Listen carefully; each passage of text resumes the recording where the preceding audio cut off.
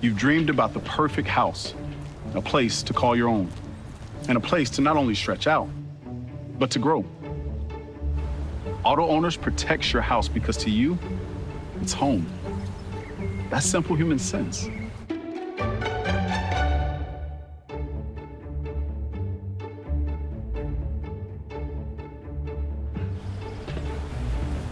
Happy to help, man. I was just over there talking to myself anyway.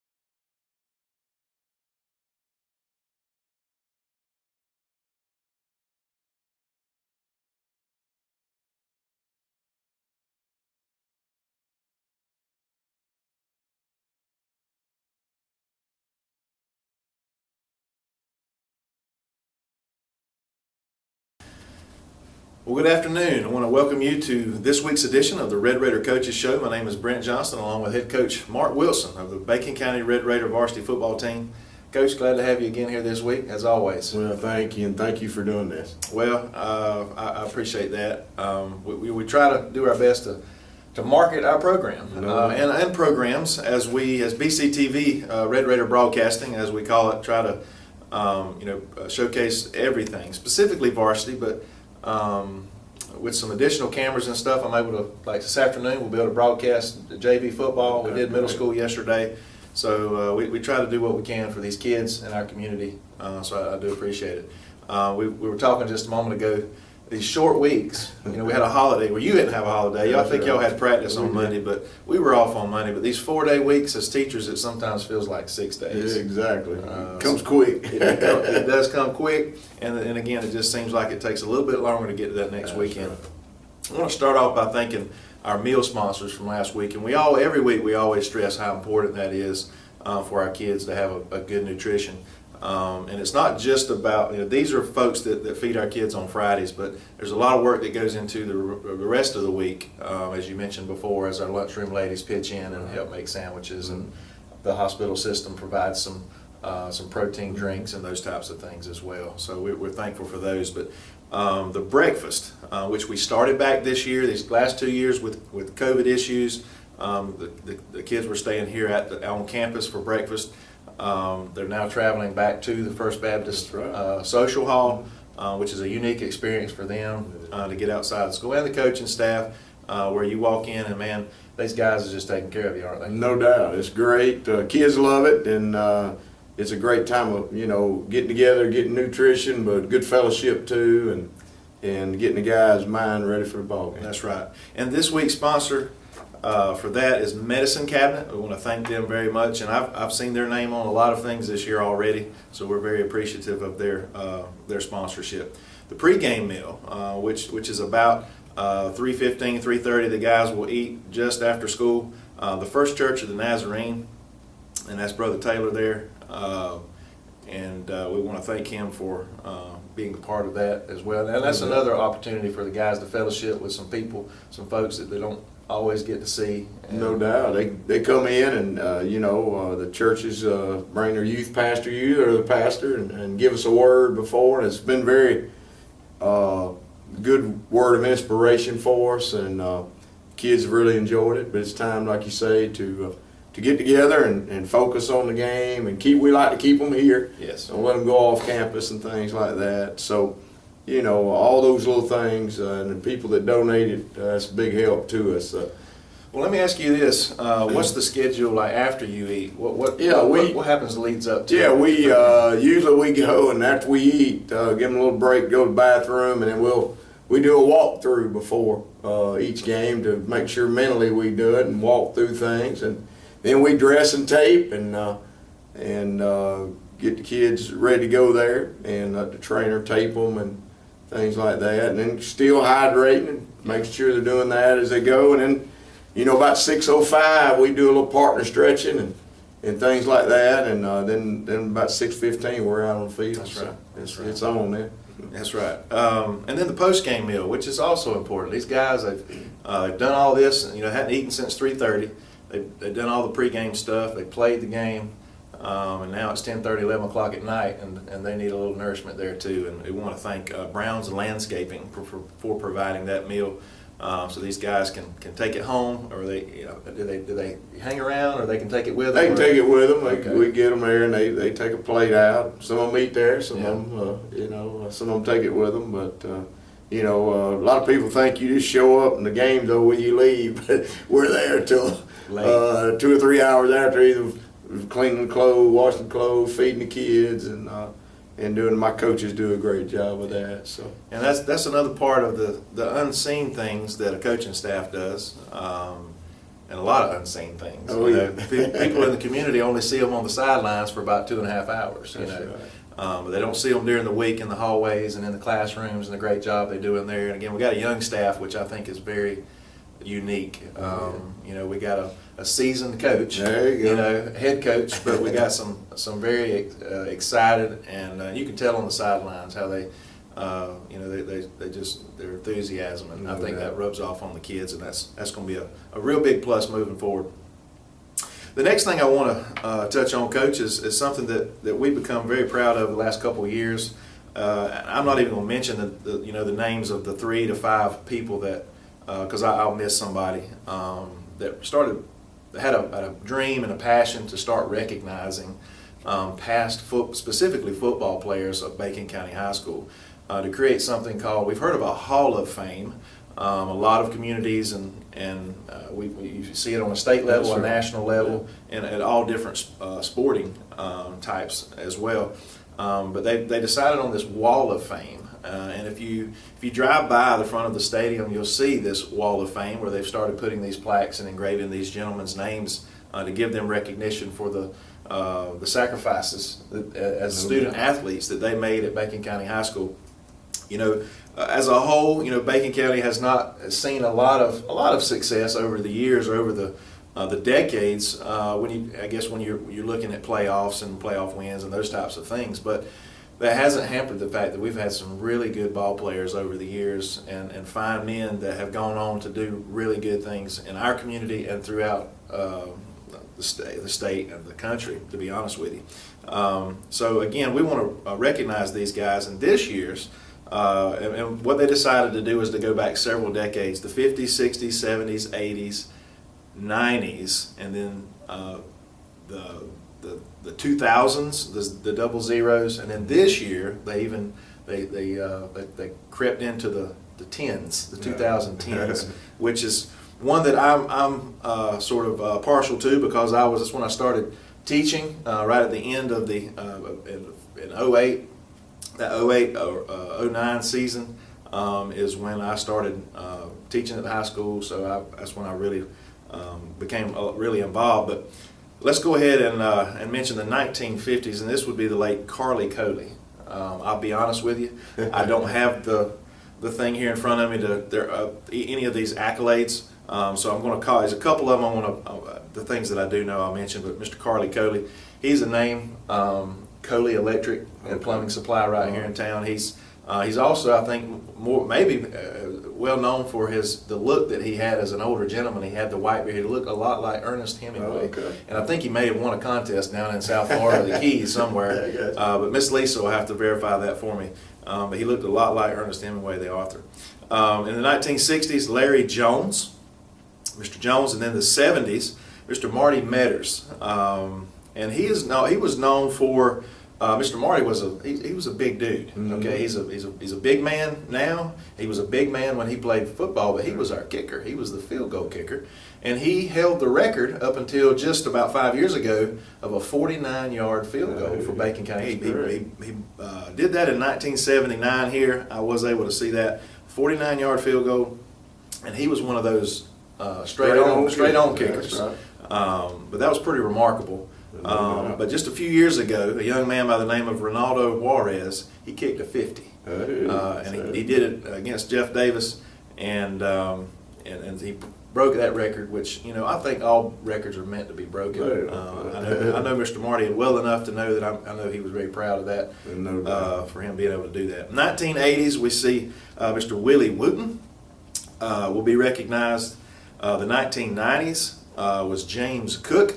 I remember watching James Cook. I was a 7th, 8th, 9th, 10th grader when he was playing football. But he was always one of the biggest guys on the field. 6'3", well over 200 pounds, and just a really nice guy too.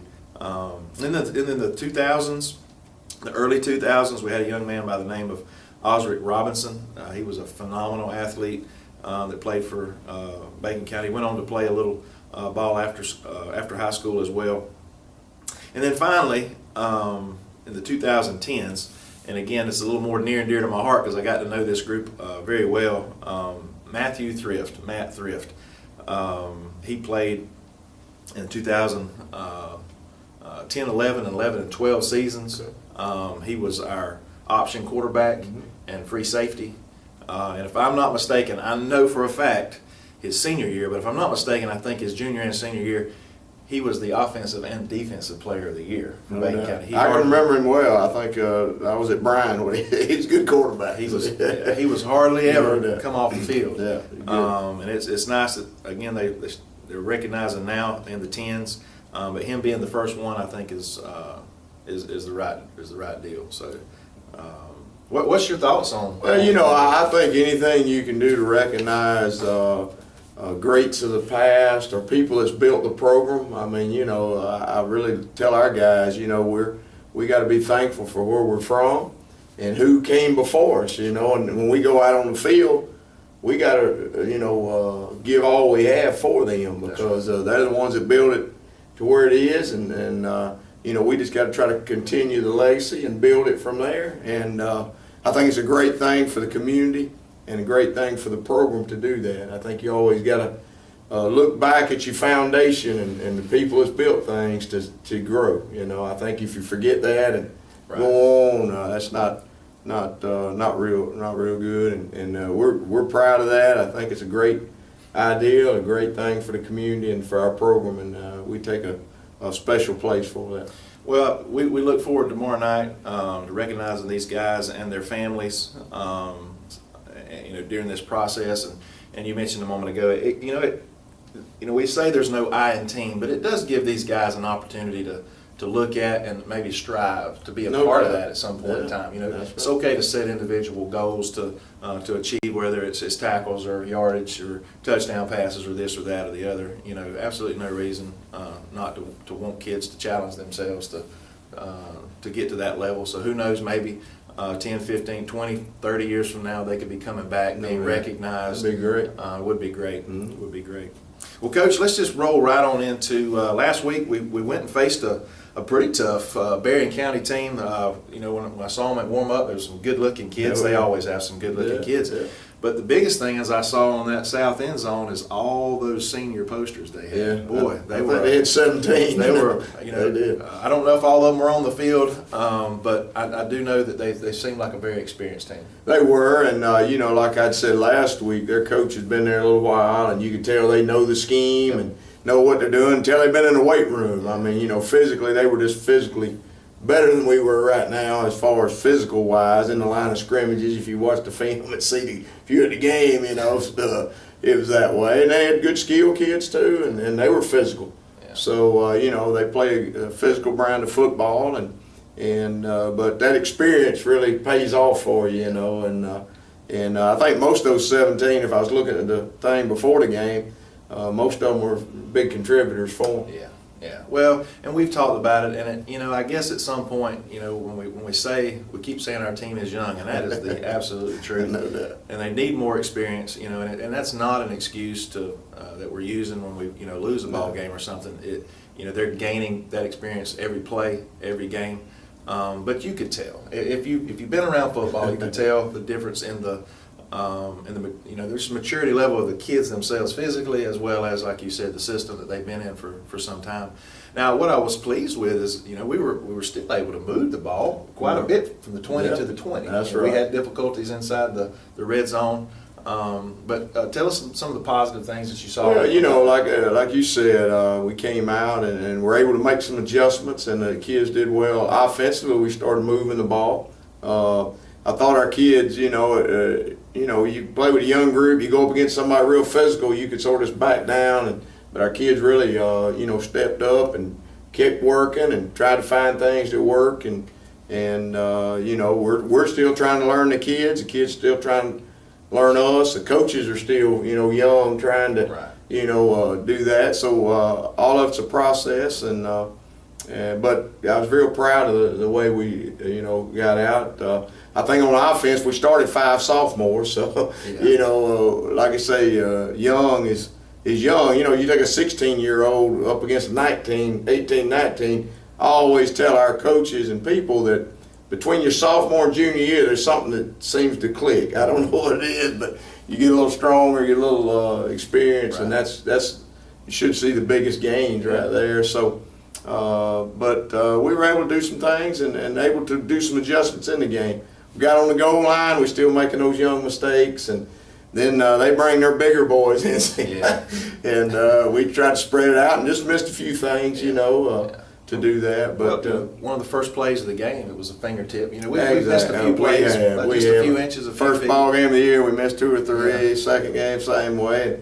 And we'll get there. And just got to keep working. Just keep working. That's it. Tell us, give us an injury update on the you know, Knox, his quarterback, you know, he twisted his ankle or his foot on a good run, and Cassie Batten came in and did great at quarterback, and we've always said going in that we thought we had 2 good quarterbacks, that Cassie's more a runner, right. Knox more a thrower, but Knox was running on that. He seems to be fine this week though. Came in Monday a little hobbled up, and you know, we've got several that's banged up a little bit. That Monday we came in and practiced, and you know, probably did more of a walkthrough, more of a film watching and things like that than we did in the weeks past, just to get our kids up under the feet up on them a little bit more and things. But other than that, we just got some nicks and bangs up here or there, but had a real good week of practice, so we feel good about that. Yeah.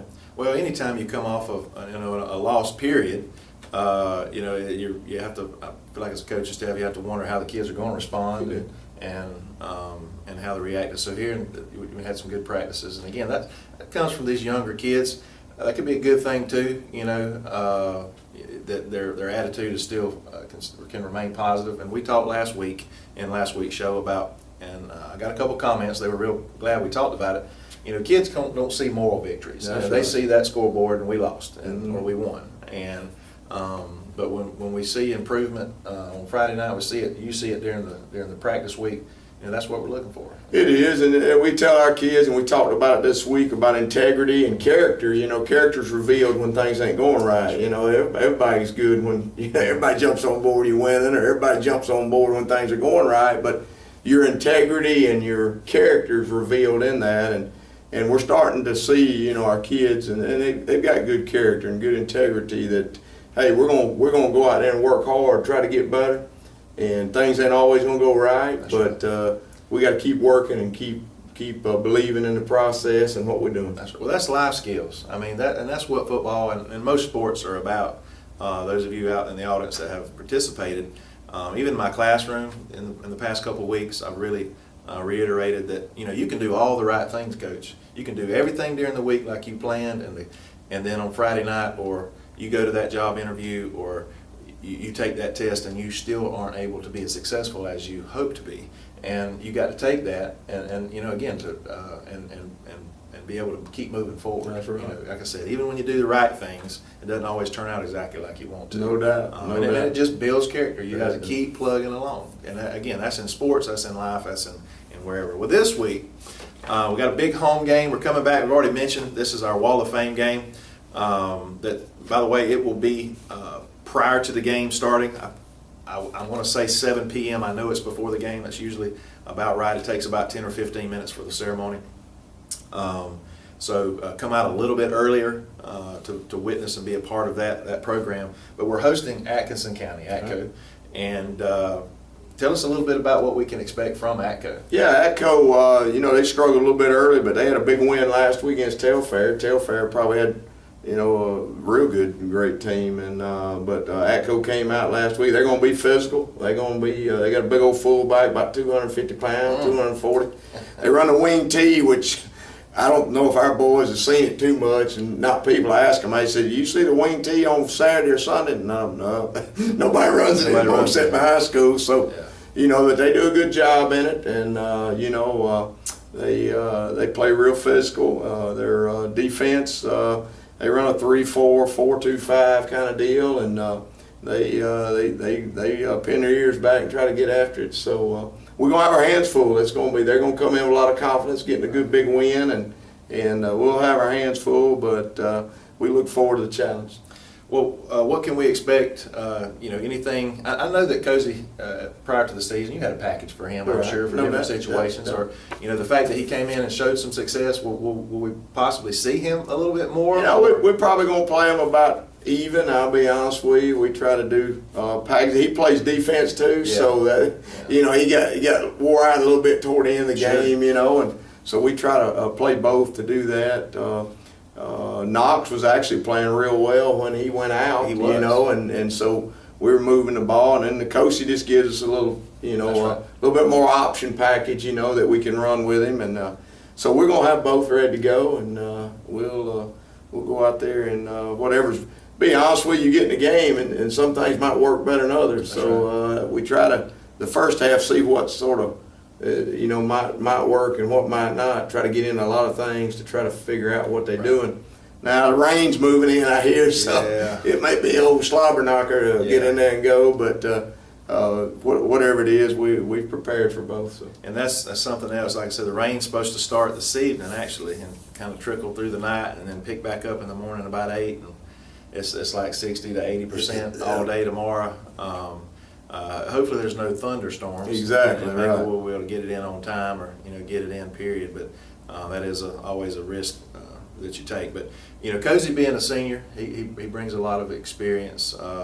And then Knox is just a sophomore, correct? That's right. First time he's ever started as a quarterback. Exactly. I'm not sure. Knox came over from Appleton County a couple of years ago. I just known him as a baseball player. Right. Played third base. Good looking kid, good size. But he looks pretty poised back there for the Raiders. And he throws a pretty good spiral when he steps into it. He throws a good ball. I got a kid that coached at Taylor, the starting quarterback at Troy, and I went in. He was a sophomore when I got there, and he reminds me a lot of him. Wow. So got a lot of good head on his shoulders. Throws a real good ball, and can get us where we need to get to. And like you say, it's a luxury to have Nkosi and him both. At the same time, and that's big for us. And I wanted to comment. I don't point a lot of kids out usually, but for various reasons. But the Richardson kid, I noticed he played a lot of football last Friday night. No doubt. You talking about fired up? That kid was ready to go. Well, offense and defense now. I got. It's funny, you play and you hope you gain your opponent's respect. Mm-hmm. And Barron's coach texted me Sunday or Monday and said, "Coach, I just wanted you to know the kids are a lot more physical than they've been being. You got the thing going the right way." He said, "Tell number one though that he's one of the best players we've seen so far and in a while." And Trey came to me in the middle and said, "Coach, I want to get in there on this." So we go down there and tell Coach, "Get your buddy."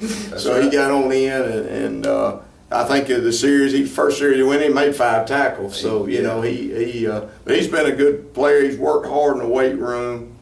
We knew coming in, athletically he was going to be. He's gifted athletic. God's gifted him with athletic ability, and he's just a good kid and hard worker. And well, I can tell he's what I'd like to rub off on more players, no doubt. and really rub off on our whole school as a whole, because of I could tell he was taking pride in what he was doing. No doubt. He knew we were most likely going to lose that ball game in the fourth quarter when we were down. But he was trumping up down that sideline and just biting at the bit to get back in on one side of the ball or the other.